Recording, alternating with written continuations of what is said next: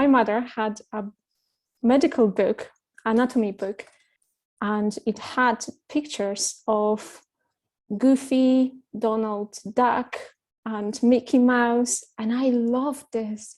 And they were all, I remember they were wearing lab coats and lab specs, and you know, they had this medical tool to listen to heart, and I was curious.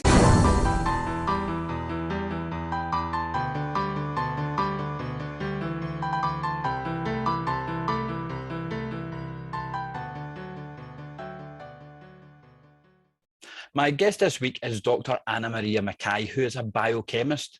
Anna-Maria has a degree in biomedical and biological science from Bradford University, a master's in radiobiology from Oxford University, and a PhD in chemistry from Edinburgh University. Currently, Anna-Maria is a scientist with Scottish Water. Anna-Maria, welcome to STEM with Mr. N.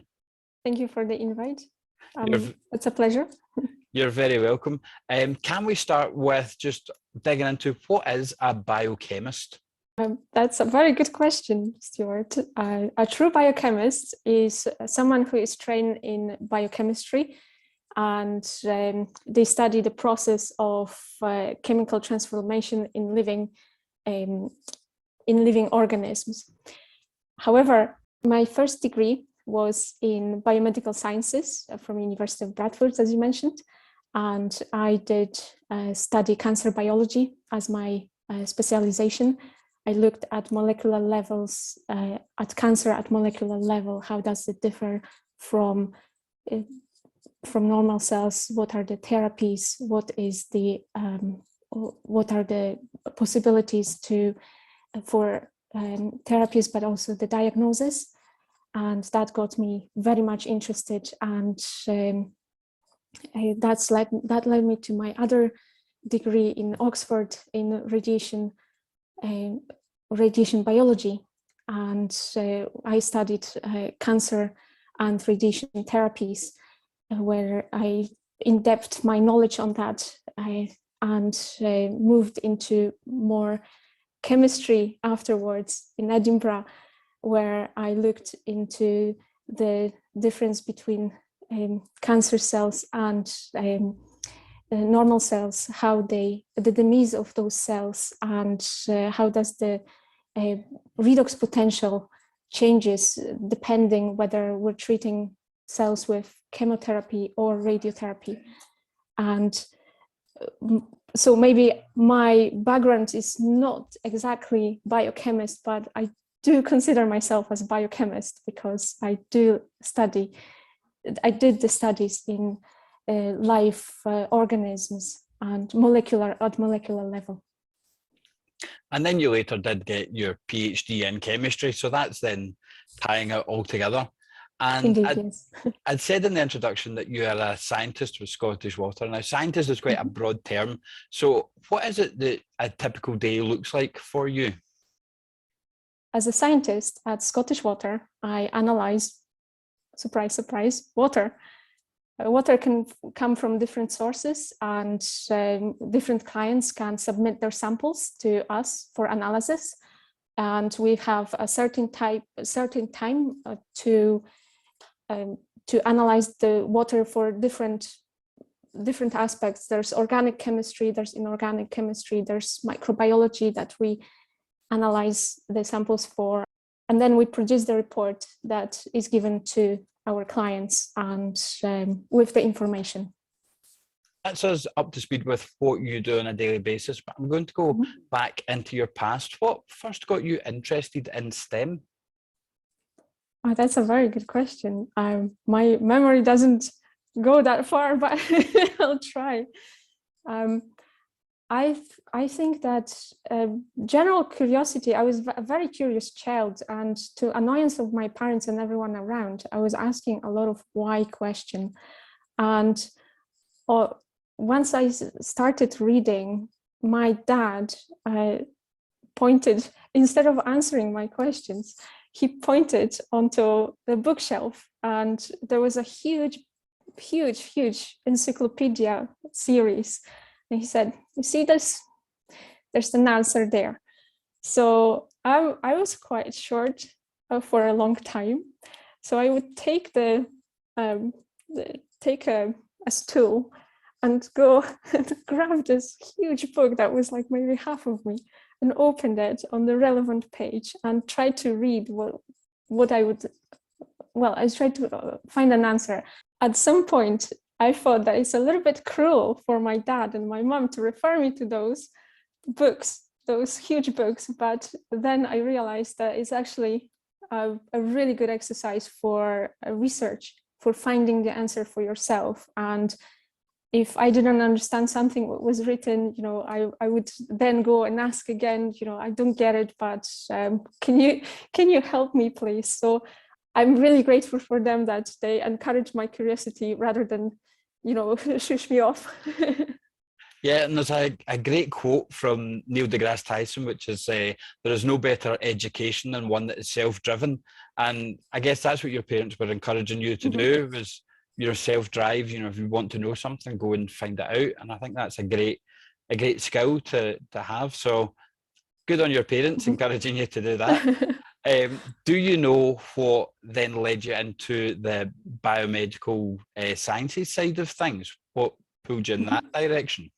It's a funny story because my mother had a medical book, anatomy book, in Russian. And I didn't read Russian at the time. And it had pictures of Goofy, Donald Duck, and Mickey Mouse. And I loved this.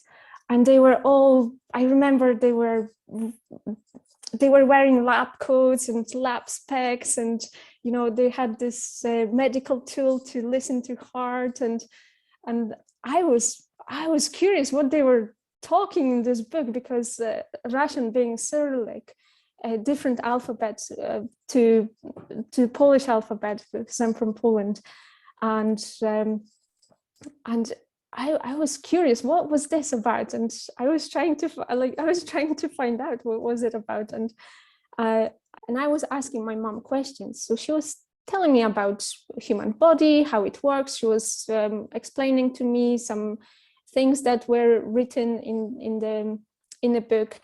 And that led me to being interested in biology and later on in chemistry at high school. Through what sounds like a very funny experience with Donald Duck and Goofy and all of that in a book that you couldn't even read. Yes. And as you said there in your answer, you are from Poland, but all of the qualifications I read out at the start are all from UK universities. So why did you decide to come over and study in the UK? And what was it like as a foreign person coming into the UK to study? I wanted to go to the UK pretty early on in my life. When I was 7, I was sent to an English-speaking camp with no Polish people there for 2 weeks over the summer. And first week, I was crying because I was away from my parents. And second week, I was loving it. I was loving it so much that I decided at that point that I would love to be here and I'll do everything. So I was really driven by this dream. And funnily enough, I even written a letter to the Queen asking her to sponsor my education in the UK from the age, I think, of 10 or 11.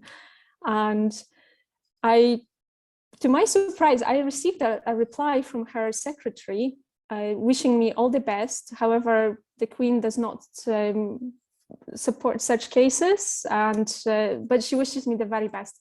I decided that this was a sign to push my dream further.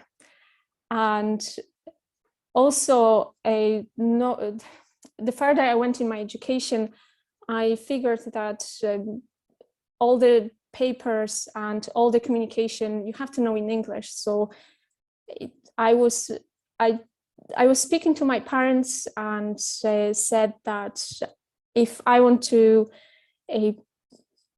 again, like, combine my dream of studying in the UK, but also combine the dream of being a scientist, I would this goes well together. So again, they were very supportive, and they supported me in this dream. So that's how I ended up being in the UK and in Scotland. So. And what was it like, coming here to study as somebody from outside the UK? What was that experience like? All my education throughout my life until I left to the UK was in Polish. And luckily, I also learned some Latin throughout my high school. And that made a little bit easier of my first year a little bit easier, because I did focus a lot on my first year on acquiring the correct vocabulary, because everything what I had up until then was in Polish, and it was quite a shock to the system at first, actually, to have everything in English. I was so scared, and I was petrified with the amount of information that my brain has to absorb throughout the first year, not even the first year, throughout the first few months until the first exams. But then I did have very supportive tutors at the university, and they did encourage me, and they had, I had also there were several students from different sides of the world that we got together, and we were studying together and explaining some terms that were obvious for the English speakers, but not quite obvious for the non-English speakers. So that's how I learned. I spent a lot of time and a lot of unslept nights, not on parties, but on studying in the library in groups, and on my own as well. And that's, this perseverance really led me to getting the degree, and really enjoying the process as well, because even at the time it was hard, especially writing the reports, because I never written the reports in English to that extent, like 3,000 word report within two weeks of having labs. That was something that really put my hair up on my and gave me some goosebumps. But then it was scary, but I do encourage people to do scary things, because you don't know what it will lead you. And your perseverance in doing that scary thing was obviously part of your dream, was to come to the UK to study and become a scientist. And we've now gone through your background and found out about that dream, and we've spoken about you being a scientist at Scottish Water. But you've gone through obviously the education and degree route, but are there other ways to get into Scottish Water that don't involve having to go through the same qualification process? Yes, of course. There are programs such as apprenticeships that people go through, and without the need of degree. So they come straight from school into work environment, and they work their way through. At the same time, I'm not probably the best person to ask about the programs themselves. I will refer to my colleagues and send some links to Stuart, so he will put them under this video. And please do have the courage, if you're interested, to explore and click on the links, ask people questions, and contact the people in charge, and ask them again to answer your questions, and lead your way this way. I would encourage this of everyone. That's great. We'll put the links in the description of this video so people can access them. And does Scottish Water do outreach things with schools as well, and working with groups of children that way to encourage STEM? Yes, they do. We've got a program of volunteering program where the local schools are involved in, for example, like opening the taps, like the drinking taps, public drinking taps, and like this way. And it's all published on the website, Scottish Water website, and also their social media. So please follow it and get involved. Super, that's great. We'll get all of that into the description. And of course, you know, when I'm saying there about helping encourage young people into STEM, and right now there's a big push for more girls in STEM. Is that something that you've noticed changing in the time? Because you've now had quite a lengthy STEM career. Have you noticed a change there with more girls coming through in STEM? Yes, I think there's more courage from the girls and more confidence that the path that they choose is the right one for them. And they're more confident, which is great. And it's absolutely amazing to see the sparkle in the eyes and will to learn.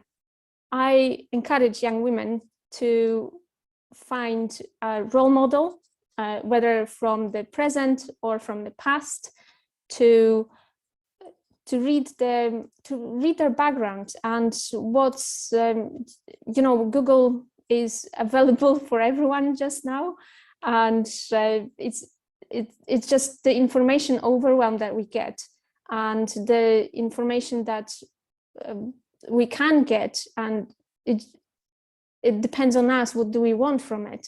Because it's there, it's available.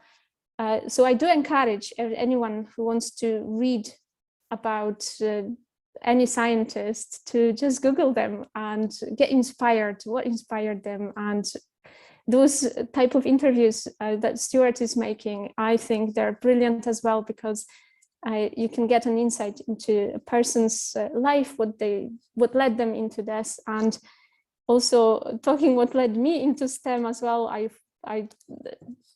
It was also triggered by the greatest scientist of them all, female scientist and male scientist. It was Marie Skłodowska-Curie. She was the Nobel Prize winner twice for pollen and rad elements, and it's fascinating her dedication to work. It's absolutely blows my mind, but at the same time she had a family, and it's truly inspirational.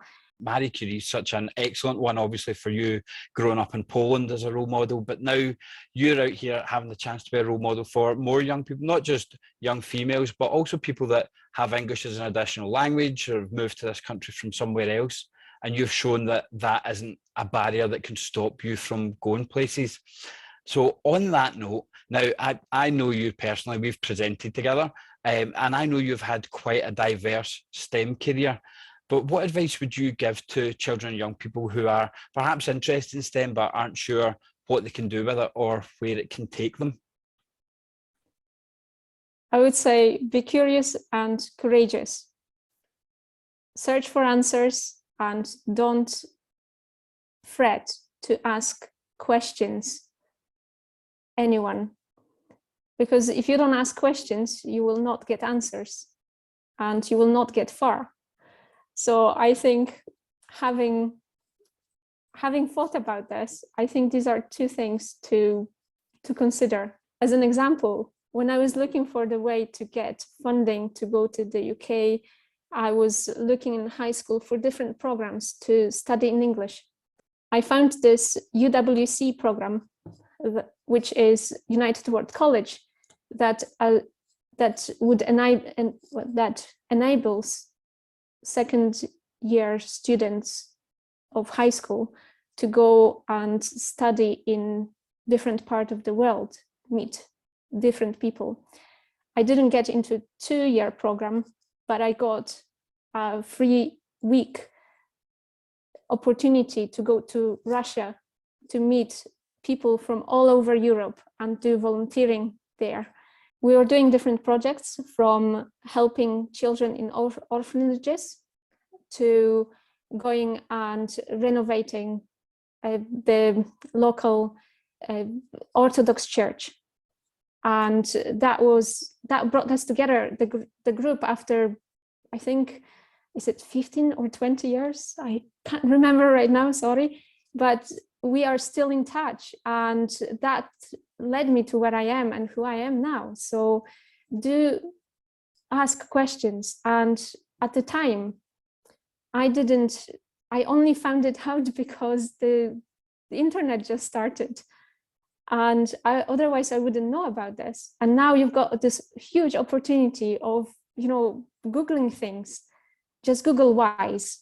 And there's no stupid questions, but you sort of know what you're looking for. Even if you don't know what you're looking for, you sort of, every answer will lead you to where you are meant to be.